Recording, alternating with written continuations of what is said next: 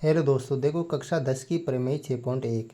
यदि किसी त्रिभुज की एक भुजा के समांतर अन्य दो भुजाओं को भिन्न भिन्न बिंदुओं पर प्रतिच्छेद करने के लिए एक रेखा खींची जाए तो ये अन्य दो भुजाएं एक ही अनुपात में विभाजित होती है।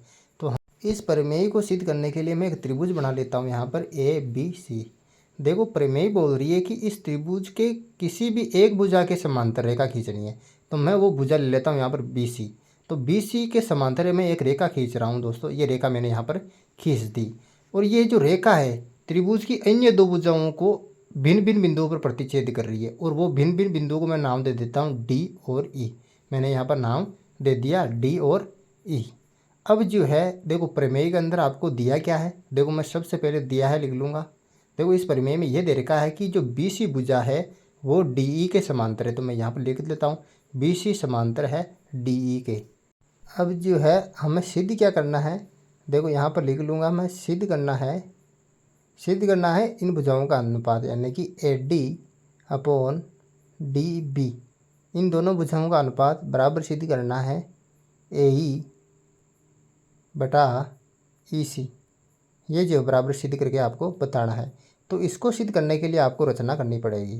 देखो रचना में क्या करना है, EM लंब खींचना है AD पर और DN लंब खींचना है आपको AE के ऊपर, और E को मिलाना है B से और D को हम मिलाएंगे C से। तो मैं यहाँ पर लिख लूँगा, देखो EM लंब AD व DN लंब AE खींची, और यहाँ पर जो है लिख लूँगा नीचे B को E से तथा C को D से मिलाया। ये जो है आपको रचना कर लेनी है दोस्तों। अब देखो उपपत्ति में क्या करूँगा, मैं दो त्रिभुज लूँगा यहाँ पर। देखो एक त्रिभुज तो लूँगा मैं यहाँ पर ADE व एक त्रिभुज यहाँ पर ले लूँगा मैं त्रिभुज DBE में। इन दोनों त्रिभुजों के अंदर आपको देखना है। अब देखो इन दोनों त्रिभुजों के क्षेत्रफलों का अनुपात लूँगा मैं दोस्तों। देखो एरिया ऑफ त्रिभुज ADE और एरिया ऑफ त्रिभुज BDE, इन दोनों का जो है क्षेत्रफलों का अनुपात लूँगा। देखो इनका जो है क्षेत्रफल क्या हो जाएगा, एक त्रिभुज का, देखो ऊंचाई आपको दे रखी है, तो मैं 1/2 आधार गुणा ऊंचाई वाला सूत्र इन दोनों त्रिभुजों में लगाऊंगा। देखो 1/2 गुणा AD का आधार है AD गुणा और ऊंचाई हो जाएगी यहाँ पर EM, तो मैंने EM यहाँ पर लिख ली बटा वहाँ। नीचे भी ये सूत्र लगा दूंगा 1/2 गुणा BDE का आधार जो है वो DB गुणा और EM, ऊंचाई इसकी सेम ही रहेगी EM। देखो यहाँ पर 1/2 से 1/2 कैंसिल हो गया, EM से EM कैंसिल हो जाएगा, बचेगा क्या मेरे पास, देखो AD अपॉन DB ये बचेगा मेरे पास। तो यहाँ पर ये लिख लूँगा मैं AD अपॉन यहाँ पर DB, ये मेरे पास आ गया दोस्तों। और यहाँ पर इसको जो है नाम दे दूँगा मैं समीकरण 1। अब जो है इसी प्रकार मैं अब जो है त्रिभुज लूँगा, वो लूँगा त्रिभुज ADE, ये त्रिभुज वापस लूँगा, वह त्रिभुज नीचे वाला लूँगा मैं DEC में। इन दोनों त्रिभुजों का जो है क्षेत्रफलों का अनुपात मैं लूँगा।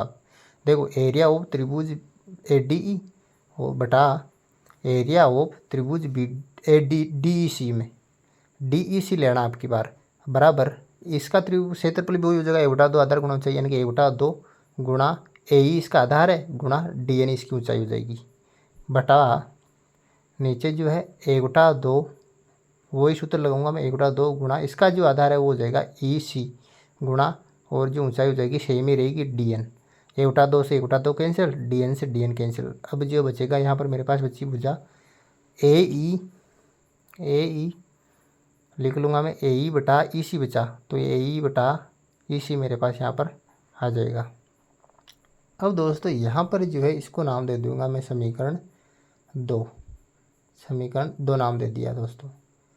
अब जो है यहाँ पर जो है आपको एक बात ध्यान रखनी है कि दो समांतर भुजाओं के मध्य, यानी कोई दो समांतर भुजाएं हैं और उनके मध्य वह एक ही आधार पर बने त्रिभुजों का क्षेत्रफल हमेशा बराबर होता है।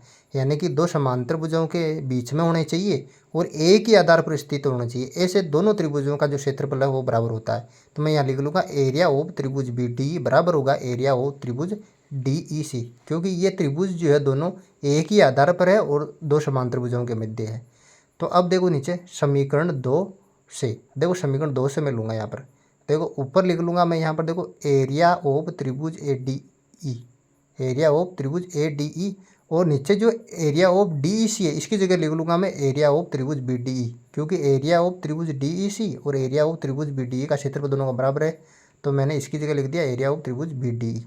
इसके बराबर हो जाएगा, ये भुजा लिख दूंगा ए ई बटा ई सी, और इसको दे दूंगा मैं यहाँ पर समीकरण 3 नाम, ये दे दिया नाम समीकरण 3। अब देखो समीकरण 1 व 3 से मैं लिख लूँगा समीकरण 1 व समीकरण 3 से। दोस्तों देखो अब जो है यहाँ पर देखो एरिया ऑफ त्रिभुज ए डी ई और एरिया ऑफ त्रिभुज बी डी ई दोनों जगह सेम है, तो मैं जो है ये ऑटोमेटिक ही जो है समीकरण 1 व समीकरण 3 से जो है ये भुजाएं का अनुपात ये बराबर हो जाएगा a d upon d b बराबर a E upon E C, A E upon ई सी। और यही हमें सिद्ध करना था। इस प्रकार से जो आपको प्रमेय सिद्ध करनी है, इति सिद्धम, वेरी सिंपल।